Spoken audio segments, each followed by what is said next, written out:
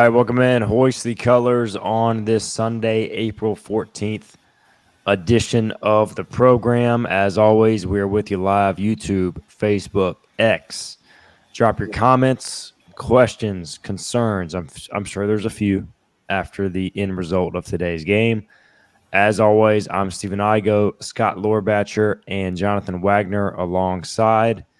Long weekend, long week of baseball, long weekend of ECU athletics, Purple Gold Spring Game. Of course, we got you covered there, hoistthecolors.net, but we're talking baseball every Sunday night on this podcast, Bucks on the Pond.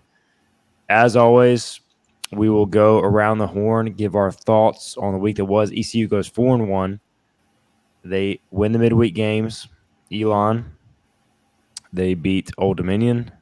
They take 2 out of 3 from Charlotte, but it ends on a sour note. Pirates give up the lead in the ninth today. Go-ahead grand slam kind of ends the week on a sour note, but ECU still takes 4 or 5, which is a solid week, all things considered. Let's get into it. We'll start with Scott Lorbatcher. Scott, your thoughts on Pirates 4-1 week? Yeah, big week for me. The beard is coming back slowly but surely. Starting to cover the cheeks a little bit, but 2 no-hitters this week. How about that? That was cool. But as we talked about towards the end of our last show, we were worried, did we have enough pitching to carry us through the Sunday of a 5-game week? And we had it through, 7 innings, and then kind of things fall apart. But, not going to complain about a 4-1 week. Obviously, today's loss did kind of hurt the RPI. Losing to Charlotte is like a 100-point hit. So that's frustrating, but all in all, like a really solid week for the Pirates in a week where other teams inside the top 10, there's 3 teams that wish they would have had a 4-1 week. So nothing to really complain about from my end. What do you got, Wags? Yeah, I think Cliff Godwin said it best after the game. It was a good week. I think it was short of a great week just because you lost the game how you did today. But, like Scott said, 2 no-hitters. I think that's historic. You don't see that very often, even though we'll put an asterisk next to them since they were 7 innings on run rules. But, that speaks itself to the offense as well. I think we really saw things come together when it was working this weekend.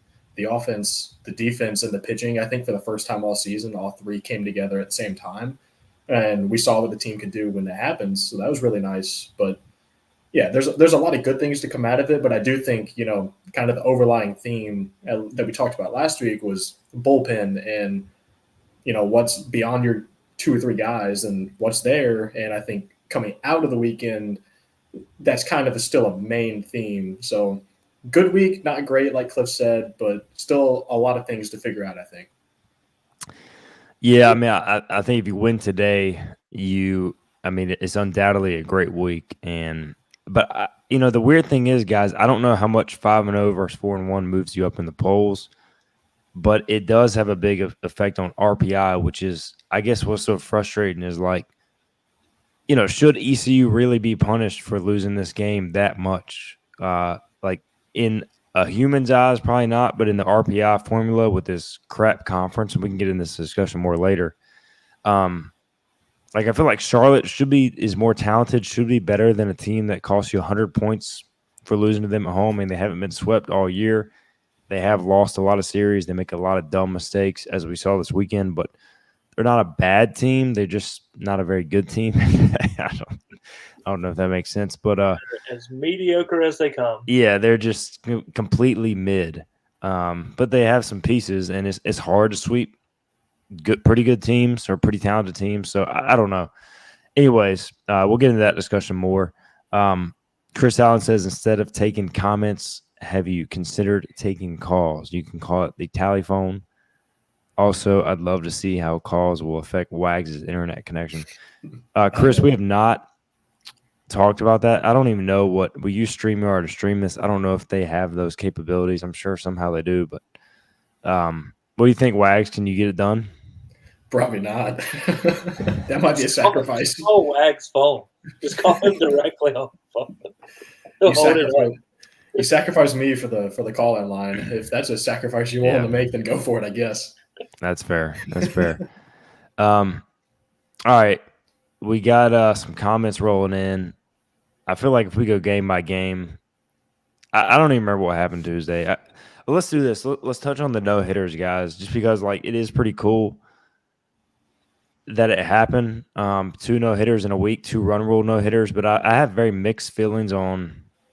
Like it was cool, but I guess it's real because you didn't allow a hit over 7 innings, but you got to get all 27 outs was kind of my take on my radio show. But still pretty cool, Scott, to see those things accomplished in the span of a week.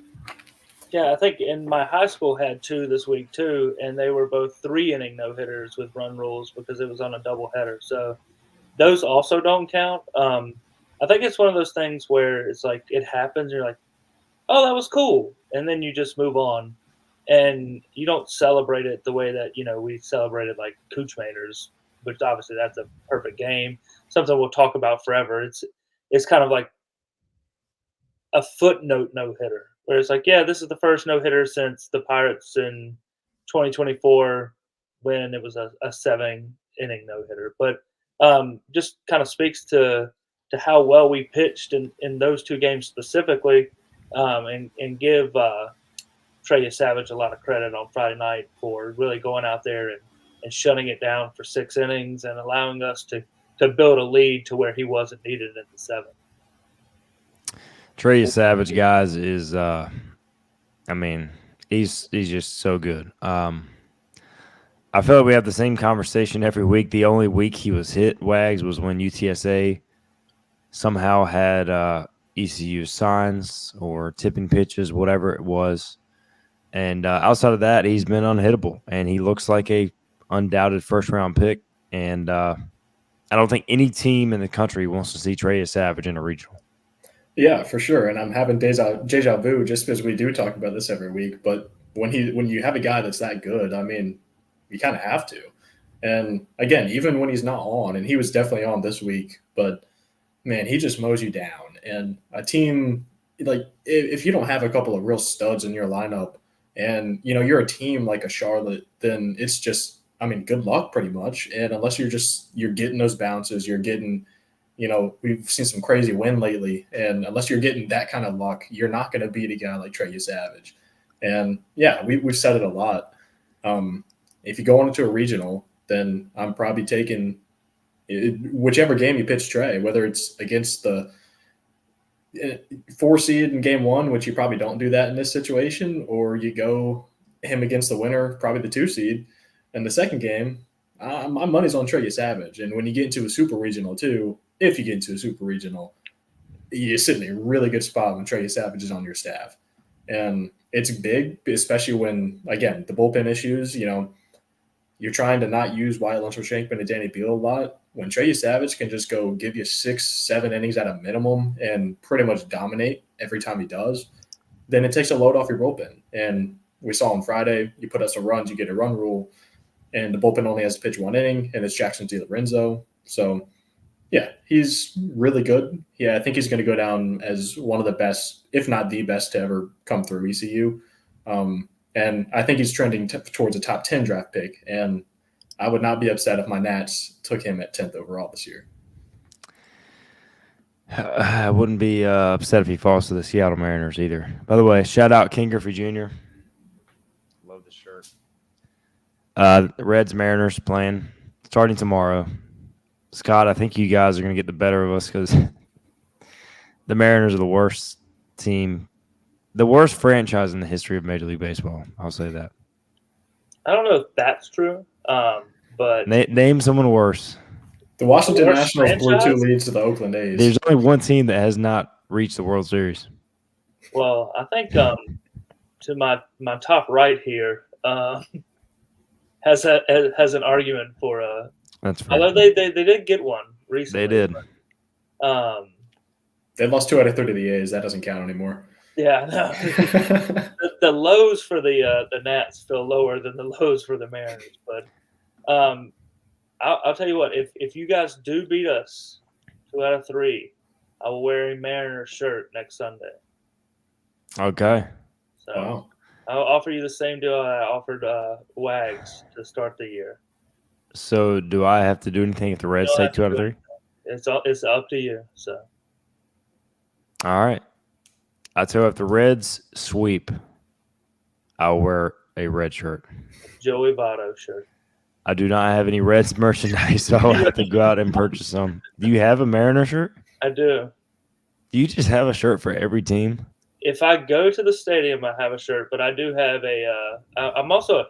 There was a time in my life I was very into the player name and number tees, and so I have a lot of them for a lot of different teams. I like it.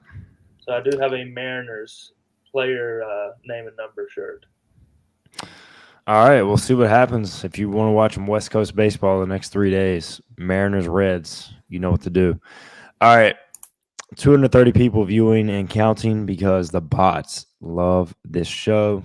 Shout out to the bots that are tuned in. Shout out to all the Pirate fans as well. Guys, we talked about you, Savage. I mean, Wyatt Lunsford Shinkman somehow has like better numbers in some regards.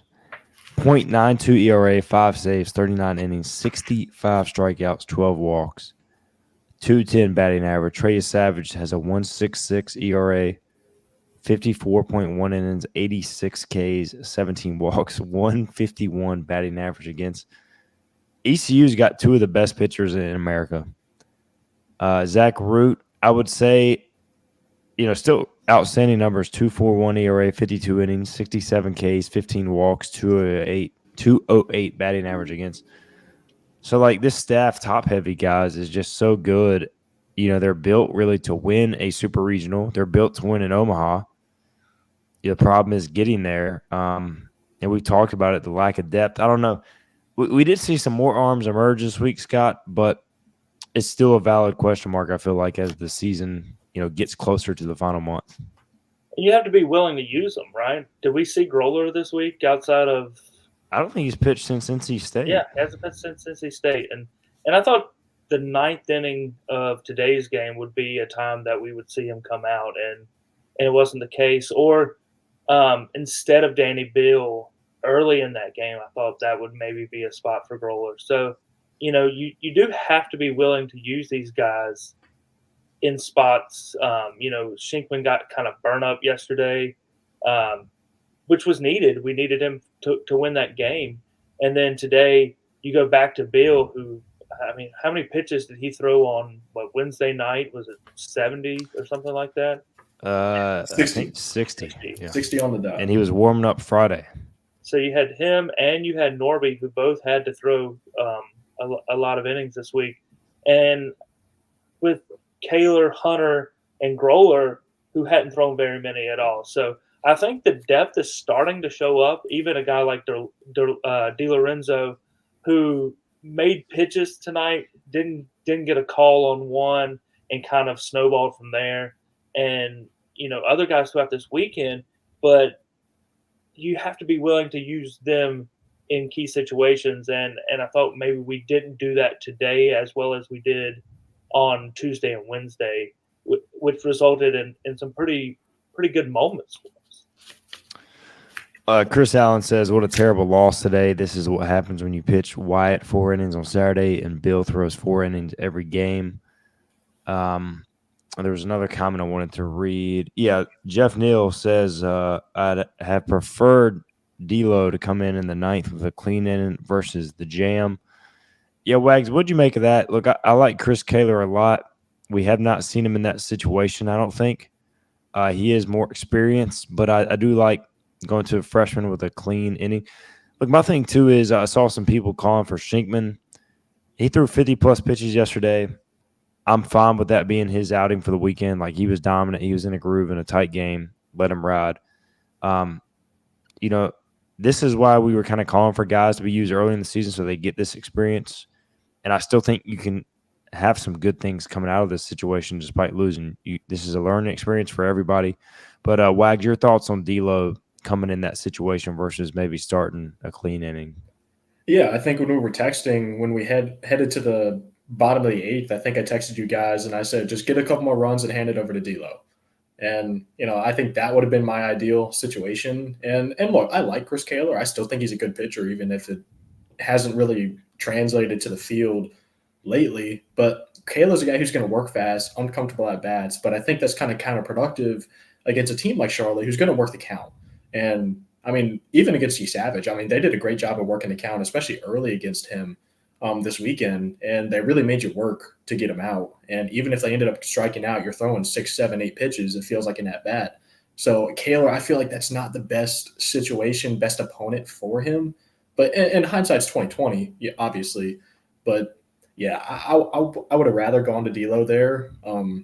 He looked really good on Friday as well, following you Savage. But it is what it is. But yeah, you got to have guys step up, and when you give guys an opportunity like Kaler, you got to step up and do it. I mean, Tuesday and Wednesday we saw guys, so many. Corey Costello got a start, didn't pitch overly great, but then Ethan Norby comes up, and it's one of those things where Norby threw 42 pitches a day. I was surprised by that. And after that, you knew it was a bullpen day after that. And the fact that it was a bullpen day, and I feel like our arms were pretty rested coming in, and we still struggled to get through it, I think kind of tells a story. So I would have preferred D'Lo come in to start the ninth and close it out, but there's no guarantee that works either. So again, hindsight's 2020, but I personally wouldn't have done what ECU did. It was good to see, Jay Winter and Norby pitch well. You hit on it there. Norby's kind of emergence, and I guess the key for him is he going to be a swing guy going forward, pitch midweek and weekend, or do they slot him into a weekend role? We'll see, Scott. But that is a big development, and kind of a big thing from this week was I thought Jaden Winter and Ethan Norby pitching well. Yeah, the future looks pretty solid with those two, potentially moving into weekend roles maybe next year. And, obviously you're going to have a lot to replace in your Savage, and Hunter was kind of that guy on Sunday to start the season, and somebody will have to be that guy on Sunday to start the season next year. But, I really think that Jeff's question makes a lot of sense, is giving guys clean innings. But today's game, while important, was in the grand scheme of things, not a huge game for us, right? We had already won the series. Rankings-wise, it's not going to affect it one way or another. And sometimes you got to find out what you have. Can Kaler come in the ninth in a 2-run game and nail it down? Well, maybe not. Maybe he is a guy that is better used to start a game or earlier in the game. And then for D'Lo, can he come in with 2 on in a tight game and shut it down? And, he's obviously a freshman. He's got a lot of room to grow.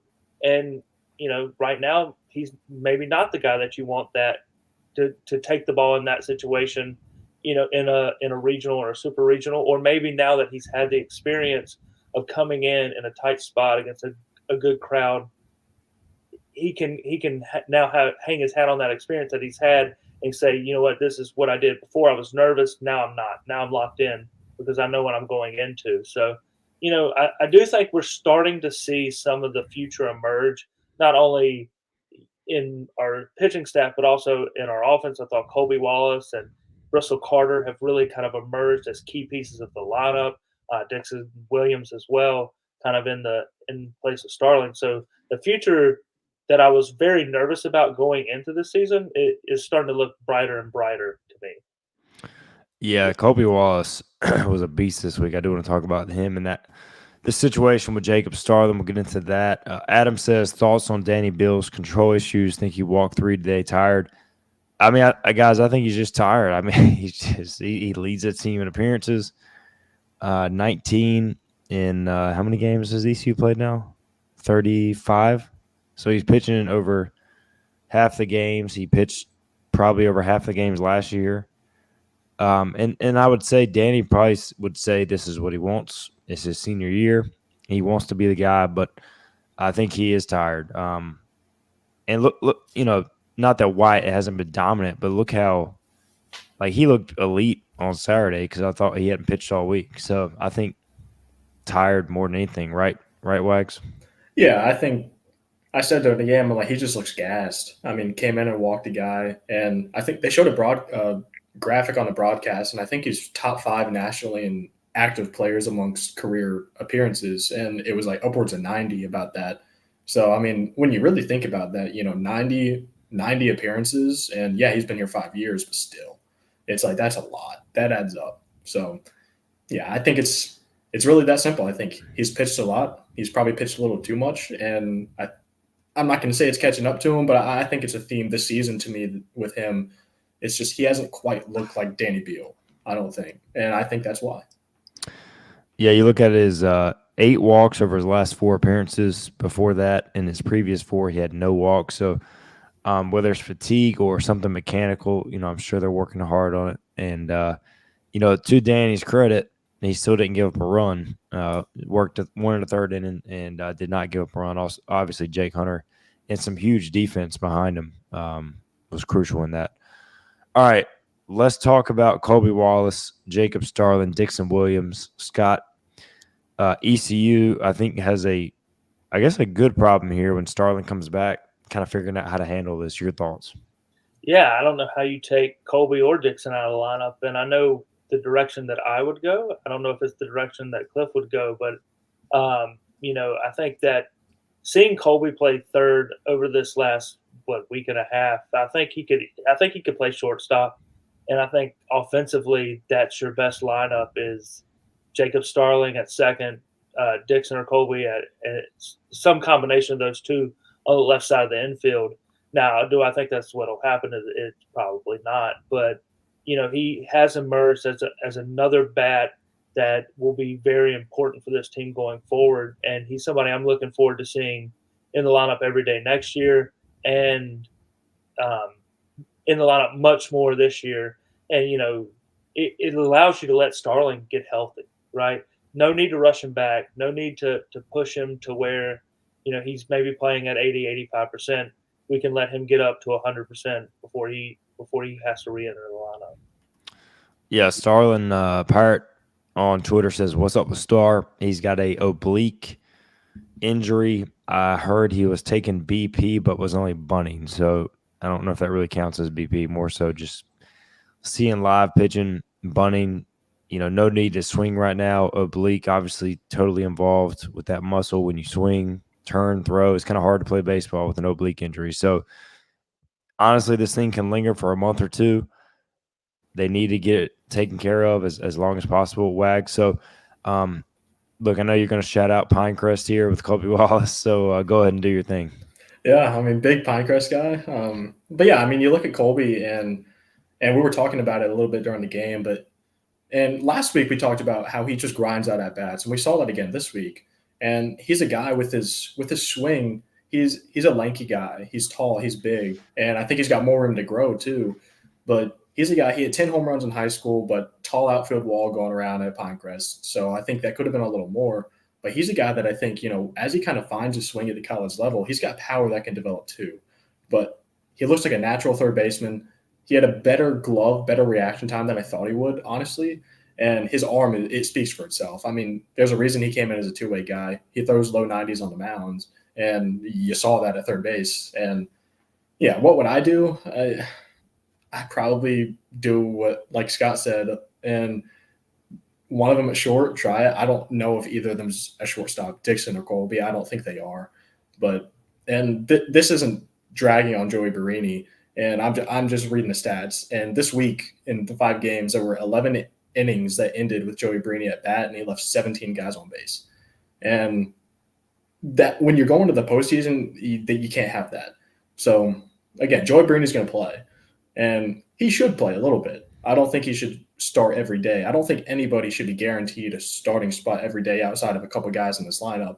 And so to me, it's a rotation. Starling comes back. Even with Wilcox and McChrystal, I think maybe when they're not catching, you start giving one of them the full day off. Each of them get a full day off over the weekend. Starling DH, Dixon DH, and Colby and Starling at second and third, vice versa, however you want to play it. So there's ways you can get around it. But Colby Wallace showed this week and the last couple of weeks that he deserves to play, and I think he's going to. Layden echoes your sentiments. He says, I know there's people that aren't going to like this, but I'm playing Starlin, Dixon, and Colby. Barini is having his worst year in the field and is struggling really bad hitting. He does say great AB today. Yeah, I mean, that 13 pitch at bat, that was awesome, man. That obviously energized the place, energized the comeback. Really thought it was going to lead to an ECU win. But, one great AB, Barini playing with a wrist injury, I think he would like to be more consistent at the plate. I would like to see that same lineup as well. Just for a game or two, see how it looks. Maybe try it out in a midweek game. Not that midweek games are throwaways, but if you're playing for a conference title, a little bit different on the weekend. So I don't honestly think it's going to happen because Cliff has stuck by Marini. But who knows? But I wouldn't mind seeing it just in a game, see how it looks. But I agree, Colby Wallace playing elite third base, and Dixon looks much more comfortable at second too. So I just think it upgrades your overall defense. All right. Skull Pirate, built to win in Omaha, ? Don't they need way more arms? Omaha is perfect for ECU because you get a day off in between every game. So theoretically, I don't know up to what point, guys. Maybe at some point if you lose, you got to play back-to-back. But theoretically, if you win, easier said than done. It's kind of like the conference tournament. You win, you get a day off. So you could use your Savage, Shinkman, win. Root, Shinkman, Bill, win. Whoever. You could start Shinkman in the third game after another day off. So, and honestly, guys, and we're getting way off topic here, but Omaha is also not a home run hitting park. It's more of a gap, small ball, honestly, park. So I feel like ECU is built to win in Omaha. They've just never gotten there under this current format, Scott. Yeah, let's be built to win in Greenville the second round of the postseason. Or any super regional. I think the Greenville Super Regional is what we're built for. So, we win that, then what happens in Omaha happens in Omaha. It's kind of like the Final Four. Like you make the Final Four in basketball, what happens from there is kind of it is what it is. And obviously you want to continue to win, but making it there is what the big deal is. And, we'll see what happens with some of these young arms that are starting to kind of emerge. I think there's some guys that are able to get people out in droves if they're given the opportunity. But like you look at Growler, you got to give him the opportunity, and didn't get the opportunity all weekend after, his game at NC State was one of the best opening performances I can remember from an ECU pitcher in Raleigh. So, he's a guy I just want to see more. But if we make it to Omaha, whatever happens from there, I don't care. That's the goal right now. So if we're built to lose in Omaha, that's still pretty good. So let's start with that. Hey, Pirates, if they get there, they're winning it all. I like it. As long as everybody's healthy. Leighton says, I'm surprised we didn't pitch Richie this weekend. I'm not. I think you give him a breather after last week, Wags. Like, he just struggled with this command so bad. Maybe work heavily in a bullpen, try to figure out what's going on, and then get him in the right situation in the next week or two. Yeah, and he's a guy that I think he pitched a lot this season too. I mean, he was pitching a couple times a week, and he's one of the guys who his arm's not as used to that. And I know he pitched a lot in leading up to the season too. But yeah, I think it's tiredness with a mix of just ineffectiveness at times. And again, Eric Ritchie has had stretches this season where, again, I was talking about maybe we try him on some days when we're trying to figure out who's there. But then after I said that, of course, he had a couple bad outings. But yeah, he's a guy that I think a little bit of a mental reset week. And I'm sure if it came down to it, he would have pitched if they needed a guy. But you didn't use a whole lot of different pitchers this week. You really didn't, considering 5 games. And so, yeah, you used your guys, and Richie will be back out there probably soon. I would guess he probably pitches it this week at some point. But, yeah, I'm not surprised this week that they kind of gave him the week to just take it off, and I'm sure they worked a lot behind the scenes, non-game actions, bullpens, too. Skull says, does Igo have a better chance of hitting a Savage fastball or beating Lore Batcher in golf? I don't know. How good are you at golf, Scott? Not as good as a Savage fastball, so you would have to be pretty awful at golf to have a worse chance at the second thing there. Yeah, I'm gonna say I have no. I mean, like if you get me like 100 straight swings, I might have fell off one. Like just like after a while, like getting lucky. Like But the problem is I don't play a lot of golf, but I feel like if I just went out there and hit a few good drives, figured it out, I can hit it far. There's just no telling where it's going. So I'm gonna go with golf. Yeah, I would say Savage's worst day and my worst day are. He's probably a lot better than me on his worst day than I am on my worst day. So Yeah, should be good. pretty kind of hard to just not play baseball for several years and go hit a major league fastball. Skull also wants to know why doesn't Wags' text go straight to Cliff Godwin in game? I wanted the same thing every day. Yeah. Cliff Godwin is like the Masters. He doesn't have a cell phone on the weekend.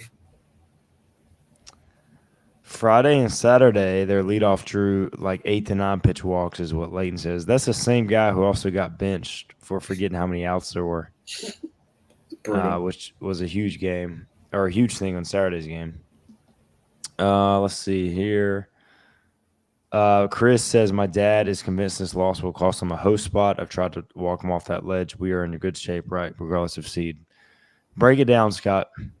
Yeah, host spot, I think we're fine. I mean, we're right in position. Now, it was kind of a RPI like brutal loss. I think we went from 7 to like 12 or 13 or something like that from last night to today. But as far as hosting goes, we're right there in the mix. Now, if we're talking about top 8, this loss does hurt a lot, but it's not only RPI. You know, there are other factors, and right now, as far as our view nationally, I think we're right there in the mix. And the main thing is we need UTSA to start slipping up in a way that I'm surprised that they haven't. So credit to UTSA for going to Memphis and winning 2 out of 3. But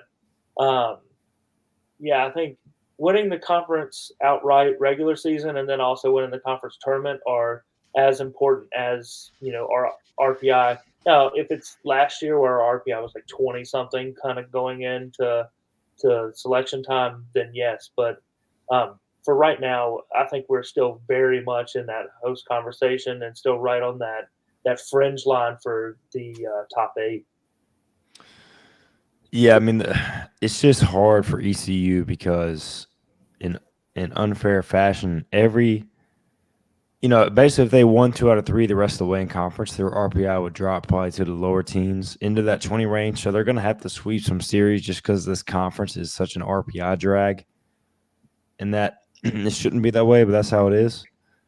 But yeah, I mean, they're going to have to sweep a few series. I do think the UTSA thing is a real deal. So I would, it's basically UTSA versus ECU right now for the conference championship regular season. UTSA doesn't really have a shot at an at-large last I checked.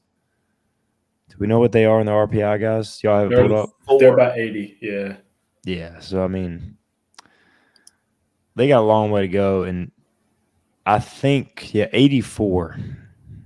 I think you said that, Scott. So, UTSA 1 game ahead of ECU.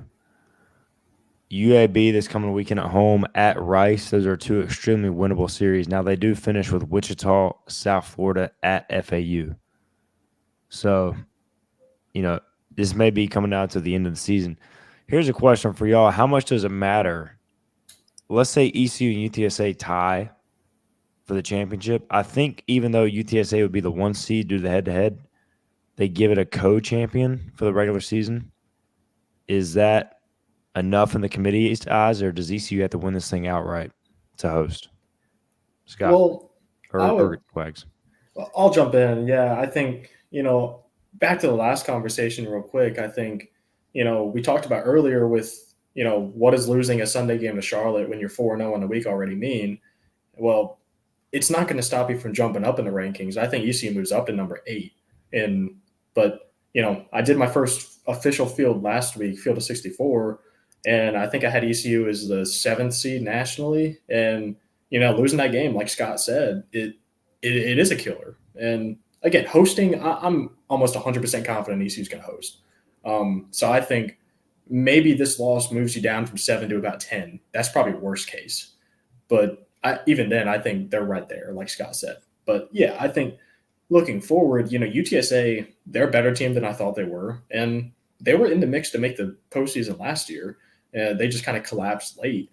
But yeah, I mean, ECU's right there. I do think if it's a co-champion, I do personally think that's enough, just looking at the field and kind of looking at who's around. But it really just depends. Again, like you look at a team like Vanderbilt, they got swept this weekend, and they were probably a host going into it. Now they're RPI 17, so they're a little out there.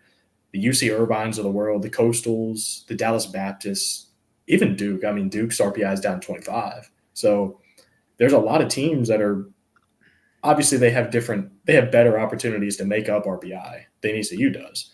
But yeah, like Igo said, ECU's got to start sweeping these series because they can't afford these RPI killers, especially if you're going to be in the conversation where you're asking, is it okay if we're co-champions? And then I think you got to win one of them, at least get your name in either the regular season or the tournament. But yeah, I'd be very surprised at this point in the season if ECU is not hosting a regional, and I'd be very surprised if they're not at the least probably top 12. So that's where I stand. There was a year, I can't remember what year it was, whenever ECU didn't win the regular season, they won the tournament over UConn and ended up hosting that year. So it can happen even if somehow UTSA, but if UTSA wins this league, I think they're going to have a very good record. I still don't see ECU dropping a lot of conference games. What are your thoughts on that, Scott, and in the crazy scenario if ECU and UTSA finish tied? Yeah, I was looking at UTSA's schedule, and I wouldn't expect us to kind of pull away at all over the next couple of weeks because UTSA doesn't really hit their last 9 games outside of their series against us, which was their first series, is significantly harder than their middle 9 games. So I would expect us to kind of hold pace over the next couple weeks, and then going into the last 3 weekends, I think our schedule lightens up significantly, and then them having USF, Wichita State, and FAU on the road, I think is 3 very losable series for them. I think they could potentially go 4-5 or 3-6 in those games, and maybe we do win the conference by 2 or 3 games, assuming that we win the rest of our series. And then for us, we got Wichita State coming in. That's a team that beat up on us last year, quite frankly, and beat up on us in a way that I didn't really expect. Now, most of the players that were on that team are at TCU or NC State or wherever it might be. So completely different Wichita State team coming in. So I think that this race will kind of look like the Houston race did last year, right, where it was neck and neck for a long time, and then right at the end, ECU just kind of the cream rose to the top, so to say. So, but if it doesn't, and we go into that last weekend needing to win 3 games to make sure that we at least win a share, I think that's good for us. I think we need to play baseball that's meaningful for the entire season. If you look at the SEC, that's what they do. If you look at the ACC, that's what they have to do. They play meaningful games throughout the year. It's not, okay, well, we're just playing Rice for, shits and giggles this weekend, and it doesn't matter if we win 2 out of 3 because we've already wrapped up the conference. Well, that kills your RPI if you lose Rice at home. So I kind of want those games to matter. I want us to go into that Rice weekend needing to win all 3 games to make sure that we win at least a share of this conference title. And I hope UTSA can be the team that finally has to push us that last weekend. So Scott wants to beat the crap out of Rice, is what he's saying. And Mariners legend Jose Cruz Jr. Yeah, he's struggling. He might get fired. Although they did win the series over UAB. All right, James Malice wants to know. This guy's the biggest Riley Johnson fan I know, by the way. He's a roommate of Case and Romali, who teased there might be a new number 1 in Carolina curveball. I don't know who that would be. Anyway, home to Bobby Pettiford.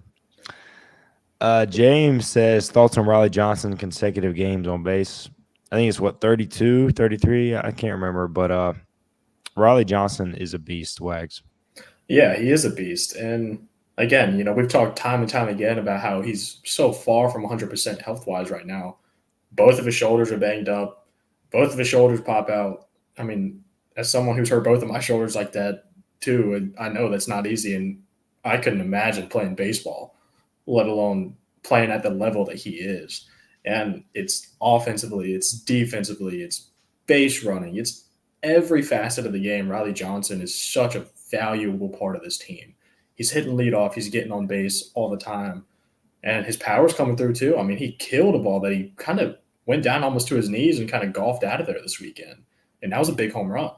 So he's everything. And then today he robbed a homer that would have cut it from, I think, would have cut it to a 1-run ECU lead, and instead it's a 3-run ECU lead. They ended up getting a couple of those runs later. But yeah, Riley Johnson, what he's doing, it's you really can't put into words just how valuable he is to this team. I mean, everyday center fielder, again, he does it all, and he's so far from 100%, and he does everything at such a high level. I mean, I commend him for just because I know he has to put in a lot of work to even be able to play. But again, just to do it at the level he is, I can't imagine doing it. So he's probably the toughest guy I've seen on this team. Yeah, I think it was either Cliff or one of his teammates said it's like a multiple-hour process just so he can play with his shoulders pregame. So he's putting in the work. He's doing everything he can. Made a sick catch today, like you talked about, robbing that home run, and he's an on-base machine. How many games has he like just let off with a walk? Gets down 2 strikes and fouls off some pitches, gets on base, scores in the first inning. He's kind of setting that tone, Scott. And like Carter Cunningham has probably been the best player overall for ECU offensively. But, I tweeted today Riley Johnson is the MVP. And I think, honestly, like if I had to name one right now on a position player standpoint, I would honestly pick Riley. Yeah, I mean, he is the heart and soul of this team, the leadoff guy. I think at one point you know, he had been on base like 4 or 5 times without hitting the ball in the infield. Just a workhorse, a guy who he hustles at every play, runs everything out. He's going to put pressure on the defense because you can't lollygag on Riley Johnson because if you take your time throwing to first base, he's going to already be there. So, I'm not going to talk about the consecutive game streak because the last time I did that about Carter Cunningham, it ended almost immediately. So we're going to completely ignore Let that. me take it off the screen. My bad, We're going to Riley. ignore that part of the conversation altogether. So, but yeah, like I would encourage anybody when talking about Riley Johnson to look up Ryan Frill highlights on YouTube because he's one of my all-time favorite Reds. They play kind of a similar game, and I just love guys that go out there and just give up their body, give it all every single game. Every game matters to a guy like Riley Johnson, and I think every college baseball team that is worth their salt needs a guy like Riley Johnson who's going to make sure that he can hold everybody accountable because he is playing his heart out in his last year as an ECU Pirate. Speaking of Riley, Johnny Robertson says in the past week's 5 games, Riley Johnson and Bristol Carter batted a combined .520 with 11 runs, 9 RBIs, and a .636 on-base percentage. Not too shabby. Those guys both getting it done, both homering as well. All right, Amanda Boyd says we play Duke and State soon. How much will wins against those two affect our RPI? Do either of y'all have RPI pulled up? Any thoughts on those games? So I don't have it pulled up, but I will tell you this: because of the way RPI works with home and away splits, I don't even know if both of those games are Q1. Duke maybe. I don't think NC State is because if you play at home, do you remember what it is, Wags? Is it top 25 or top 30 that you have to be a Q1 game at home versus the neutral or road? Yeah, I think it's 25. Yeah, I'm seeing 1 through 25. And if I could change one thing about college baseball RPI, I think the home and away splits are a bit overvalued. Now, obviously, we have a huge home field advantage over a lot of teams, but if you look at a Maryland Virginia Tech game, for example, that game being at home or on the road is not a huge sway one way or another. There's not a outside of ECU, the SEC, some other places. There's not a lot of like really huge home field advantages, I wouldn't say.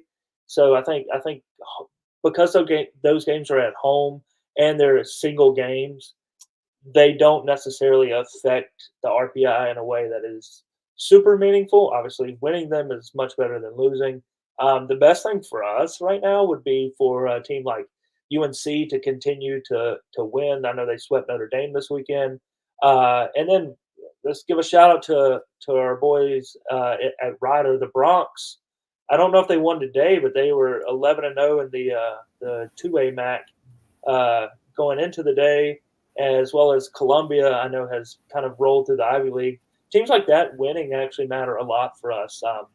They may be small amounts of RPI points, but those add up. Liberty has also done very well in their conference. So those teams that we've had weekend series against winning matter much more to us than really any single individual game going forward. Igo is muted. I get muted. E1. E1. I keep coughing, so I don't want to talk. Or coughing to the mic. I've got bad news. Ryder lost its first MAC game today. They lost to Marist 6-5. Unacceptable. It is. From what I'm seeing, guys, Duke is 25 in the RPI. If ECU now they're down 9 spots, who did they lose to? They lost to Pitt today. They went 2-2. They lost lost to William and Mary on Tuesday. So Okay. if any of our baseball team is listening, we go to William and Mary on Tuesday. They just came off a win against Duke in the midweek this past week. It's not a team to sleepwalk through on Tuesday in wherever William and Mary is. Williamsburg. Colonial that's right. Williamsburg, Yeah. home of Busch Gardens. There and you go. William and Mary. So Duke, if the season ended today, would be a quad 1 game when that game is played, which is like 4 weeks from now. So I don't think it's quite that long. But either way, and State is up to 30 in RPI, somehow winning at Clemson. Freaking Elliott Avent at it again. Never cut them out. They're the team that doesn't die. So by virtue of them winning, they're definitely a quad 1 road win, and they could become a quad 1 home win if they get into that top 25. So something to keep an eye on there. Campbell, I think, lost 2 out of 3 to Stony Brook. They're down to 80, so they're not going to be a big RPI game. They're going to have to probably win the CAA tournament to make the field, which is crazy to say. But that's the situation there. All right, Logan says red solo cup of what? Of water, and it's empty. So I may have to leave y'all for a second and go get some water here in a minute because I need it. All right. Yeah, Jeff says best RPI help for ECU comes from Liberty Rider Columbia winning. You touched on that, Scott. That's 100% right. Will Harris says bad karma from one drunk Pirate fan heckling Charlotte player for getting out, who then hit the grog. I guess he's saying homer. It's a grand slam, I guess.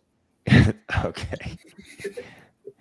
He says then hit the GRORG. All right. Borg. Who will host the show if Igo is drafted into World War III is what Skull Power wants to know. What do y'all think? I think Igo and I have aged out. If we're going to lose Wags, somebody will have to replace Wags. We're in Coach O. Coach O's replacing Wags. We can finally get somebody with a damn internet connection. We're at 567 viewers. There's no way that many people are watching us. I feel like we should start pitching this to some sort of advertising company about how many viewers we have every Sunday. We're messing up. We're losing ourselves money. Maybe a Tiger will sponsor us. We'll all wear red. Get some Sunday red going. Skull says he's replacing Wags. He's got hot takes. I don't know if I can let Skull in this deal. He has internet too. He's always able to join. So. Case and O'Malley says me and the boys might be making the trip up to Williamsburg. Are y'all going to Busch Gardens? Hey, Kaysen, let me know who's going to be number 1 on the Carolina curveball. It can't be the Pirates, right? Is there a case for the Pirates to be the top team in the Carolinas? It's going to be USC Upstate.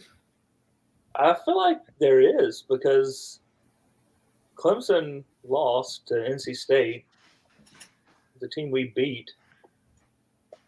I mean, Duke's right there, right? But Duke went 2 this week. I'm getting word that it may be the Pirates.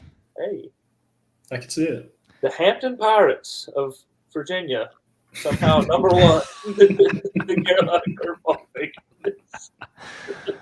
Oh man, I feel like Clemson should probably still be number one though. I don't know. Am I wrong on that? I think that the top of UNC, ECU, Clemson, even Duke. I mean, that top four is neck and neck. I think you can certainly make a case for all four. All right. Don't rank the Pirates number one because they'll definitely lose to William and Mary. Kaysen. Don't do it. Put them at number 2. Or Wichita State, which would be significantly worse than William and Mary.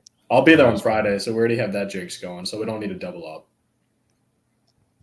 Skull Pirate says UNC is the top team. I can even say that. I don't know if UNC has the pitching. Didn't they just lose Jefferson Boaz to an injury too? That's what I heard. Folger Boaz, he pitched. He started the midweek game, so he was healthy. But he left the game pointing to his elbow. Oh, did he? Yeah, he left shaking his arm, pointing towards his elbow. That's not good. He was kind of getting rocked lately too, but that's a big loss. Can you really get drafted into the War Wags? I guess so. Hey, I feel like we were 18. We all had to fill out that card, right? So I have the card, whatever it is. Yeah, I have it. It's no, you're not right. I'm pushing 40. I'm saying you guys got a lot more to worry about than me. Hey, Kaysen and your boys, y'all might as well just go ahead and start driving to the war because y'all are getting drafted. Keep on driving. All right. Will we ever get Igo's Eminem Halloween pick? What does that mean? He wants you to show a pic of you as Eminem. No. For Halloween. No. I don't want to be Eminem for Halloween. I think the question was, were you Eminem for Halloween? I've never been Eminem for Halloween, and I never will be. Craig Morgan of International Harvester fame. I would sing International Harvester right now, but it would probably make my throat erupt. So I can't do it. All right. 18 to 26 is the age, Wags. How old are you? I turned 25 in September, so I'm still in the range. We'll see you, man. Wags. See you later. Best of luck. Oh, man. All right. You can be drafted much older as well. Depends on need. All right, let's stop talking about this, please. I don't want to. I know there's things happening out there. If the whole Hoist the Colors podcast crew gets drafted into the war, we're going to have big problems. Not for ECU baseball, but internationally as a world. For sure canceled if we're all gone. 100%. We're going to let the ECU coaching staff host the pod. Cliff Godwin, Austin Knight, Jeff Palumbo. They'll take over. Nah, Cliff Godwin's going to be leading us into battle. Is what's going to be happening. We're going to be saying yes, Drill Sergeant. He's going to have us holding our guns like this out at the. That's good. All right. We're still getting questions about Jacob Starlin and where he is. Jacob Starlin has an oblique injury, and we don't know when he'll be back. That's all I got. All right. Let's recap last week's bowl predictions. Scott, you got yours right. Congrats. Take a moment to brag. Yeah, both the 4-1 week and the 2 games with at least double-digit runs. So I should have said 2 no-hitters. That would have been a heck of a prediction. But would much rather have been wrong on the 4-1 week. I think I did mention it with the caveat of Sunday night or Sunday evening, I guess, being a tough win when we got to Game 5 of our bullpen. So would much rather have been wrong going into today, but the concerns of can we pitch 5 games in a week, they still bother me more so for the conference tournament than anything else right now. But yeah, glad to see the offense get going. Wish we could have had a little bit more today, but I'll happily take 2 bowl prediction win and a week prediction, correct? Yeah, I predicted Colby Wallace and Joey Barini would hit home runs. Neither did. Barini almost hit one today. It just went foul. Yeah. And Wallace, I think he had every type of hit except a homer. Yeah. I don't know if he had a double. Maybe I think he did have a double actually. I think he So, did too. Yeah. by the way, my Riley Johnson hits for the cycle was too early. He did that this week. He did homer, triple, double, single over the course of the week, but don't get credit for it. Let's go. Let's go around the horn. Predictions for the week ahead at William and Mary on Tuesday, and then Wichita State. I think William and Mary is 102 in the RPI. Wichita State is 100 in the RPI. So we'll start with Wags. What do you got? Yeah, well, first I want to recap my bold prediction since Igo didn't want to let me get it in, I guess. But Trying to wrap this shit up. It was a pretty bad one, I guess, because I had Aaron Groller would have multiple apperances and not allow a run. Well, he didn't allow a run. Maybe he got drafted into the war. I figured he would start one of the midweek games and then maybe pitch Sunday too, but neither happened. So that's a big loss for me. But yeah, I'm gonna go. I went 5-0 last week, and they went 4-1. But I'm gonna go 4-0 this week again. I just think William and Mary. I think that's gonna be a tough game. William and Mary is a solid team, and it's on the road too. But I think we've kind of erased the midweek concerns. The road concerns are still real, but that's still a game that ECU should win. And I think they're probably going to have the majority of their pitching available, probably outside of Ethan Norby and the starters, obviously. But, yeah, so I'm going to go 4-0 week. I think a tight series against Wichita this weekend, but I think instead of kind of going towards a close game on Sunday, I think it's going to go the opposite way. Tight game on Friday, a little bit bigger of a margin on Saturday, and then Sunday is going to be a blowout is what I'm going to go with. And bold prediction, I'm going to go back to an old one I've used before this year, and I'm going to go a multi-homer week for Jacob Jenkins-Cowart. I think he hasn't really looked like the power stroke this year. And I'm scared to go back to this because we all know what happened last year. Don't do it, Wags. Don't do it. But it's in. I think he's going to hit 2, one at William and Mary, one over the weekend. That's not official prediction. I'm just saying 2 homers from JJC, and he's going to kind of get his power back a little bit, which I think is needed in the middle of the lineup. All right, Scott, what do you got for this week? Yeah, I was looking through Wichita State's schedule here just to kind of get a feeling for how they've played, and they're kind of all over the place. But I'll go Trey and Root combined for over 20 strikeouts on Friday and Saturday. And I'll go 4-0 this week. I feel like we've kind of turned the corner on the midweek thing. I think Wichita State is a team that we should really be able to get up for after what happened last year. Losing that weekend and in the way that we did last year moved us from a team that I thought was a clear host, kind of in the position like we are now, to a team that was on the outside looking in. And I think that should provide the motivation that this team needs to remain focused on all 4 games and, kind of lock it down on Sunday, despite, having taken that breath that is winning the series on Saturday afternoon. So I'll go 4-0 with 20-plus strikeouts for Root and the Savage. How crazy is it that I'm looking at Wichita State. They play Oral Roberts on Wednesday. Oral Roberts was in the World Series last year. Their RPI guys 292. I believe there is only 305 teams. Is that correct? Let me look. Yeah, I think so. Just over 300. Yeah. Wow. Yeah, Wichita is a weird team. They had lost 6 in a row before taking the series from FAU. I'm gonna go 3-1. I do think ECU. I was gonna predict 4-0 too. Y'all both predicted 4-0, so I'm going 3-1 to keep the good vibes going. And I'm gonna go Cam Closh gets an extra base hit this week, and he has one extra base hit. Say what? Just a meaningful at bat. Yeah, a meaningful at bat. Hell, just predicting an at bat would be a bold prediction. But I'm going to go the extra mile. I think Cam Clonch gets some ABs this week. Don't know why. I just got a feeling. I think, yeah, so he's got one extra base hit on the season. That was a home run against Ryder. He gets number 2 this week. Pirate predicts his launch this week as well on Twitter. Other predictions, Jeff Neal says 4-0. Dixon Williams hits for the cycle. Is that one game, Jeff, or is that over the course of the week? Let us know. And I think that may be our only predictions. I thought somebody predicted something earlier, but either way. It is time to get out of here. We got people talking about Savage and Jacob Jenkins Cowart throwing grenades. So it's time to go to bed.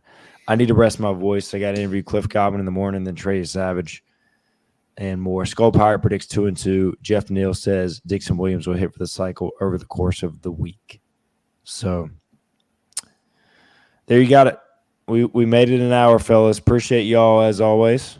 And we will be back next Sunday. When do you have a conflict, Wags? The first Sunday of May 5th, I think. Okay. So, yeah, we're good next week. You'll be gone by then anyways. Convenient. Wags can't be here on Cinco de Mayo. I got to work. He's going to be over in the Middle East. I probably could be working and be on the show at the same time, but I probably shouldn't do that. So, and nobody cares over there. We'll figure that out. We'll figure that out when we get there. I might be working there too by May 5th. It is possible. You never know. I can't talk anymore, so I'm getting out of here. Let's wrap it up. 24/7 Sports for Life. Better known 3. All right. We'll get out of here. This has been Hoist the Colors. We'll see y'all next Sunday night at 9 o'clock.